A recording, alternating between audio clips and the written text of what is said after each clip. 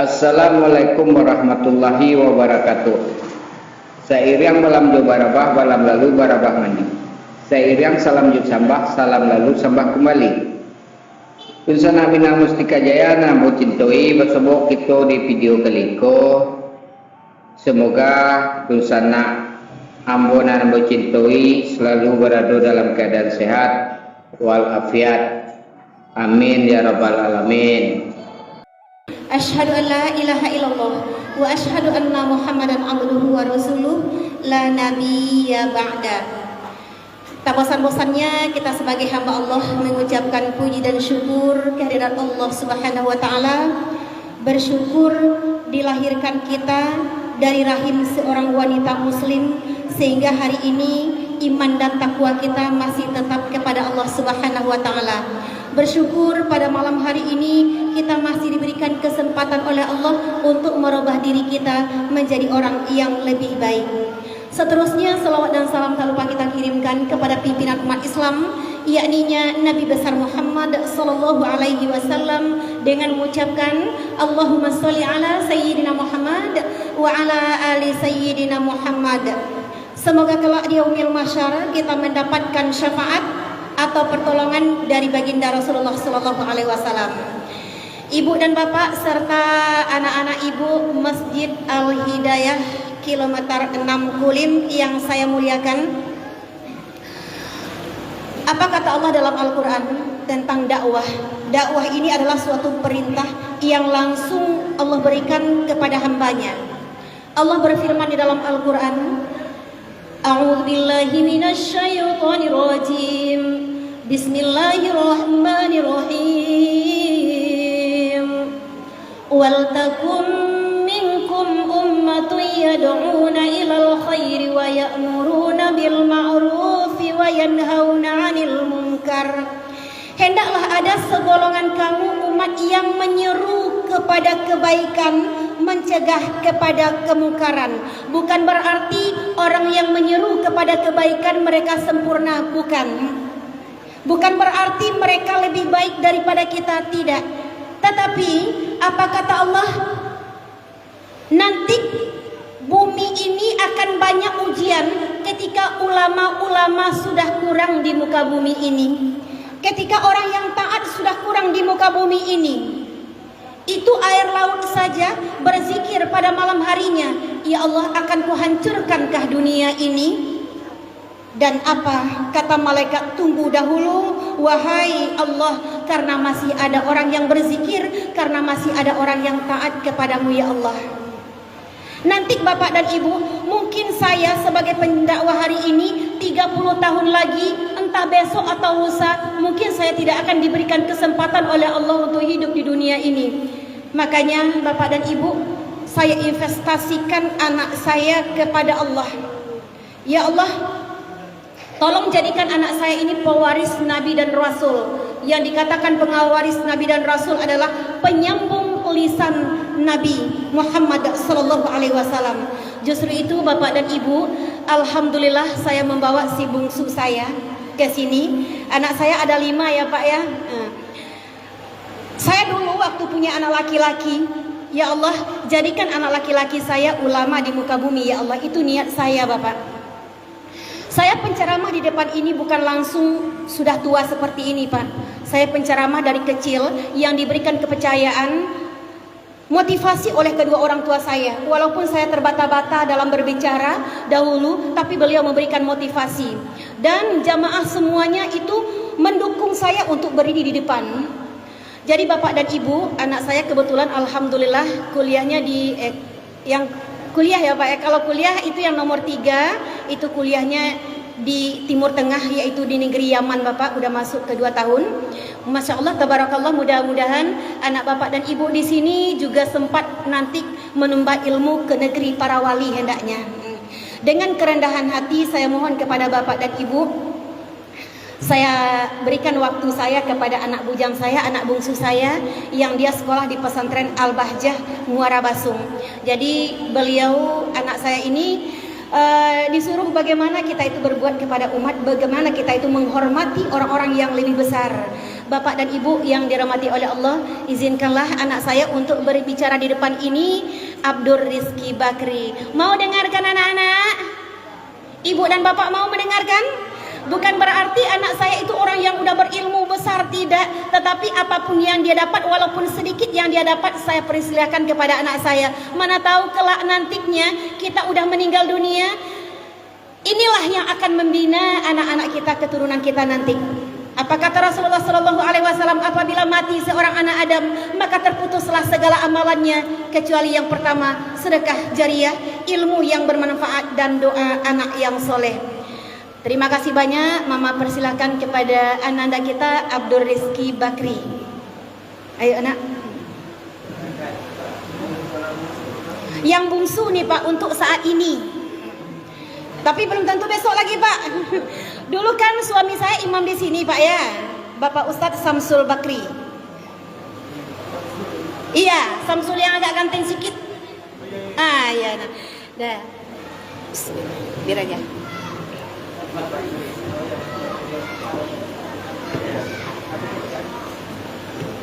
A'udzu billahi minasyaitonir rajim. Bismillahirrahmanirrahim. Alhamdulillah nahmaduhu subhanahu wa ta'ala hamdan yuwafi ni'mahu wa yukafi'u mazidahu. Ya Rabbana lakal hamdu kama yanbaghi li jalali wajhika wa 'azimi sultanika. Subhanaka la nuhsi thana'an 'alaika anta kama athnayta 'ala nafsik. Falakal hamdu wa lakal syukru 'ala dhalik. Allahumma salli ala sayyidina wa habibina wa syafi'ina wa qurrati a'yunina wa nuri qulubina wa dukhrina wa maulana Muhammadin sallallahu alaihi wasallam.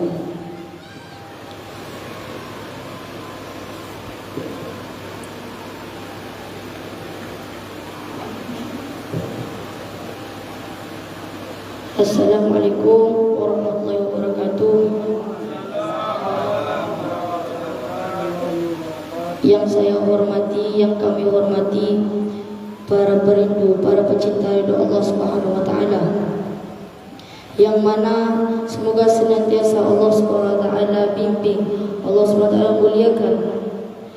Dan alhamdulillah kita masih diberikan kesempatan untuk mendengarkan tausiah yang dapat kita ambil pelajaran pada malam hari ini.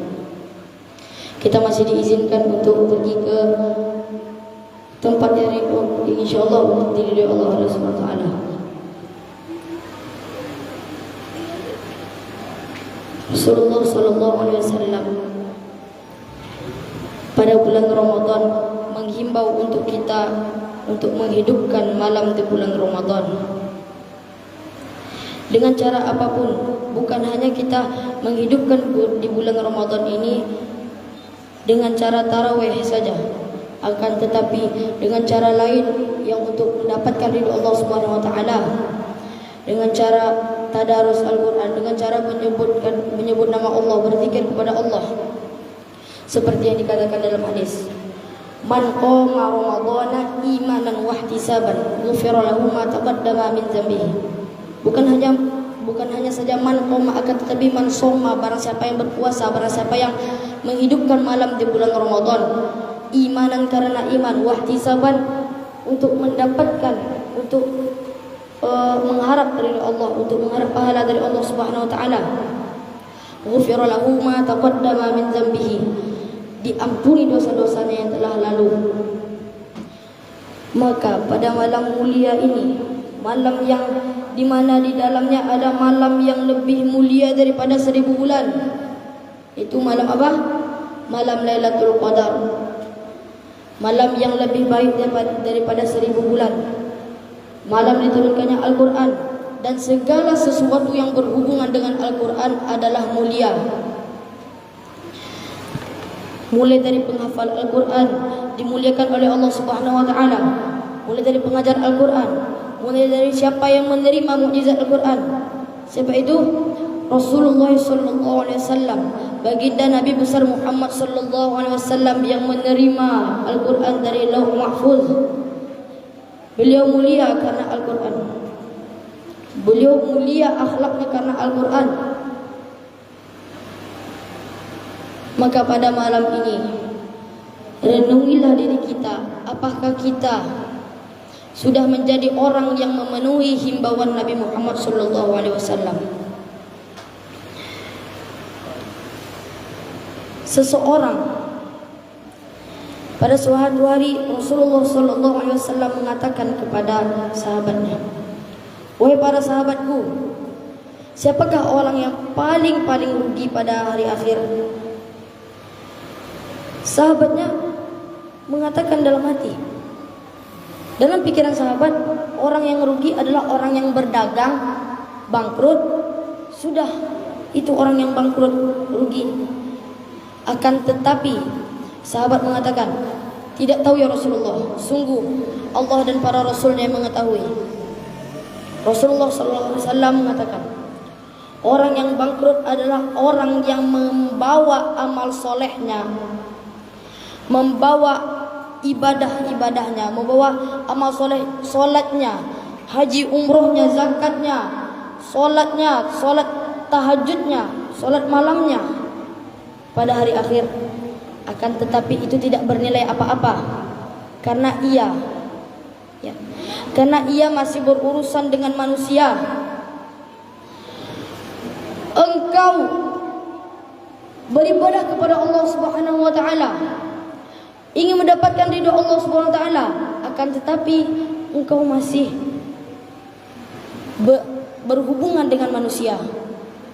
Maknanya percuma engkau sholat, percuma engkau beribadah kepada Allah Subhanahu wa taala, akan tetapi ini dikatakan Rasulullah, orang yang rugi adalah orang yang ia tidak bersapaan dengan saudaranya. Maknanya bermusuhan, apalagi sampai menggunjing ini kepada ibu-ibu. Orang berjudi, orang berzina, orang berjudi di tepi jalan, di tempat yang tersembunyi ada tempatnya. Orang berzina di tempat tertutup ada tempatnya. Akan tetapi ada dosa yang lebih besar daripada berjudi, daripada berzina. Dosa apa itu? Dosa bergunjing.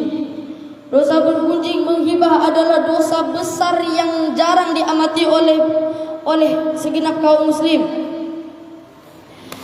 Maka renungilah diri kita. Kalau bertobat kepada Allah Subhanahu wa taala, ya Allah, aku bermohon tobat ya Allah. Allahumma ighfirli warhamni wa tub alayya ya Allah. Allah ampuni, Allah Maha penerima taubat. Akan tetapi dosa yang susah untuk ditobatkan, untuk diampuni adalah dosa dengan manusia. Dosa zalim kepada manusia. Orang pada hari akhir membawa amal solehnya, akan tetapi amal solehnya itu diberikan kepada orang yang dizaliminya, diberikan kepada orang yang jahat kepadanya.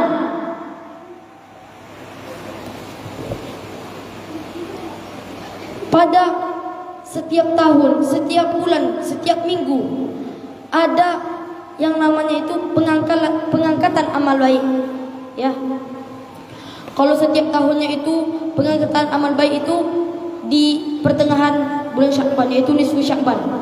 Semua amalan kita diangkat ke langit. Kalau pada setiap bulan, pada setiap minggu, pada hari Senin Kamis, makanya Rasulullah mengatakan, "Ya Allah, angkatlah amalanku, perbuatan baikku dalam keadaan aku berpuasa." Makanya kita disunahkan untuk berpuasa Senin Kamis, karena pada saat itu seluruh amal kita diangkat ke langit. Akan tetapi ada dua orang yang amalannya yang tidak diterima, yang masih dihambat tuh, kan udah dicatat oleh malaikat, dibawa ke langit. Lalu ada dua orang yang ia dihambat, diberhentikan amalnya untuk dibawa kepada Allah. Adalah yang pertama orang yang menyekutukan Allah, orang yang musyrik kepada Allah. Yang kedua, ini nih yang paling sulit nih, adalah orang yang bermusuhan kepada saudaranya sesama. Orang yang tidak bersapaan dengan nada benci. Kalau misalnya tidak bersapaan dengan tanpa nada benci, itu tidak berdosa. Akan tetapi ia tidak bersapaan dengan saudaranya lebih dari 3 hari dengan nada benci, maka Allah Subhanahu wa taala tidak akan menerima seluruh amalannya. Maka sia-sia apa solat kita? Percuma. Solat kita akan tetapi kita masih berhubungan dengan manusia, masih zalim kepada manusia. Tobat dengan Allah bisa tobat dengan di dalam kamar, tutup pintu, berdoa kepada Allah, memohon ampunan, tobat kepada Allah. Allah ampuni. Akan tetapi dosa kepada manusia yang sulit untuk kita meminta tobat. Maka renungilah diri kita, dengan siapa kita bersalah. Yang paling sulitnya itu pengorbanan rasa gengsi kita untuk meminta maaf kepada manusia. Perangi rasa kita, rasa benci kita, rasa gengsi kita kepada manusia untuk meminta maaf kepada manusia. Karena kalau kita masih berhubungan dengan manusia, seluruh amal kita masih belum diterima. Seperti yang dikatakan, tafakkur sa'ah khairum min ibadatis sanah. Merenung sesaat itu lebih baik daripada 1 tahun kita beribadah solat tanpa khusyuk. Maka kita lihat, kita bersalah dengan siapa, kita zalim dengan siapa, maka kita meminta maaf dengan dia. Percuma kita solat, percuma kita zakat, percuma kita rutin umroh haji.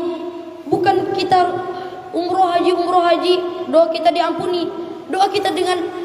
Dosa kita dengan Allah, ia memang diampuni. Akan tetapi dosa yang tidak bisa diampuni dengan berdoa kepada Allah, dengan meminta kepada Allah, adalah dosa dengan manusia. Maka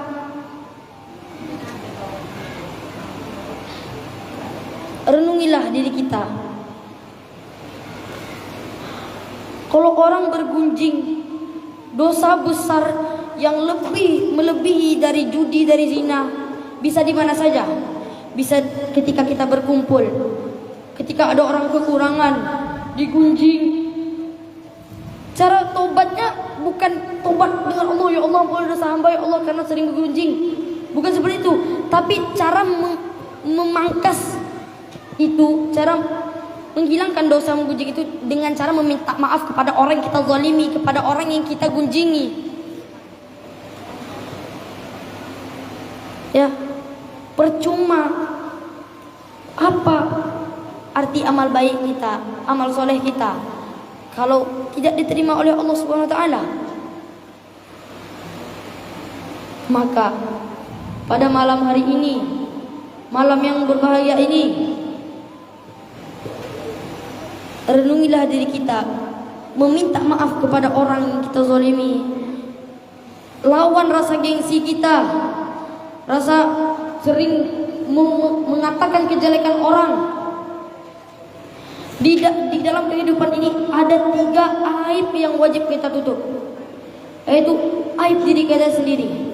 Kalau sudah sempat kita membuka aib diri kita sendiri, kalau meminta ampun kepada Allah tidak akan diampuni Allah, karena kita sudah membuka aib kita sendiri. Yang kedua, menutup aib saudara kita. Seperti yang dikatakan di dalam hadis, man satara musliman satarahu Allahu fid dunya wal akhirah. Barang siapa satara yang menutup uyuban, aib seorang muslim, aib saudaranya, maka Allah akan menutup seluruh aibnya di dunia dan di akhirat. Yang ketiga adalah aib mayit. Orang meninggal, wah dia itu ini. Ya Allah, itu gunjing ya Allah. Hilangkanlah sifat gunjing dari saudara-saudara kami ya Allah, dari kaum muslim ya Allah, dari umat Rasulullah SAW ya Allah. Ketika kita ingin menyebar keburukan seorang muslim, sadarilah bahwasanya yang kita gunjing, yang kita katakan keburukannya itu adalah umatnya Rasulullah SAW, umatnya Nabi besar kita Muhammad SAW. akhirul anbiya. Maka pada malam hari ini bertakwalah kepada Allah, bertakwalah kepada manusia.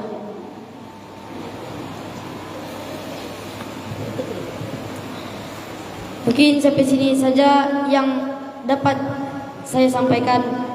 Kurang lebihnya saya mohon maaf. Semoga kultum sikat ini dapat menjadi pelajaran, dan yang paling penting adalah dapat kita amalkan dalam kehidupan kita sehari-hari. Baik, sampai sini saja. Saya akhirul kalam. Assalamualaikum warahmatullahi wabarakatuh.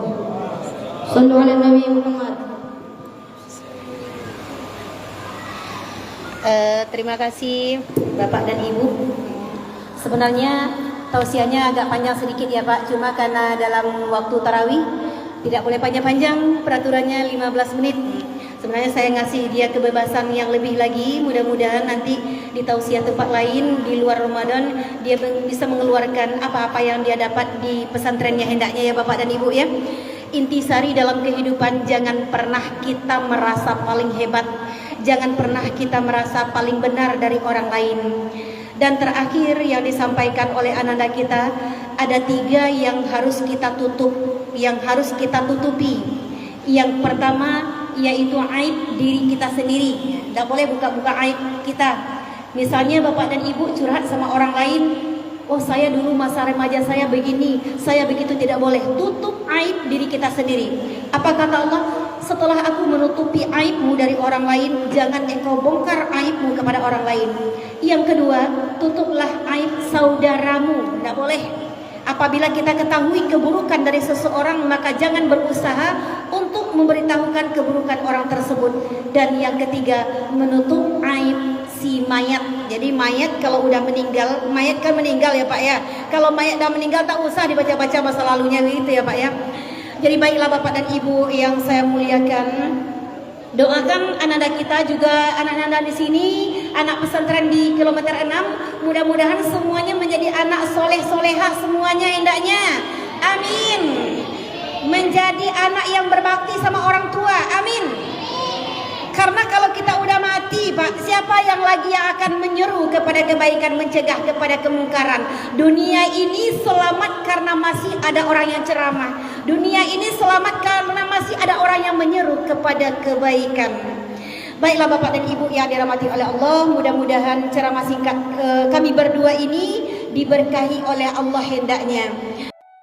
Demikianlah dosana kesedonyo lah kita samu dengarkan lah samu kita jalia. Silahkan dosana berpendapat, silahkan dosana memberi komentar. Terima kasih atas segala perhatiannya. Mohon maaf atas segala kekurangannya. Wassalamualaikum warahmatullahi wabarakatuh.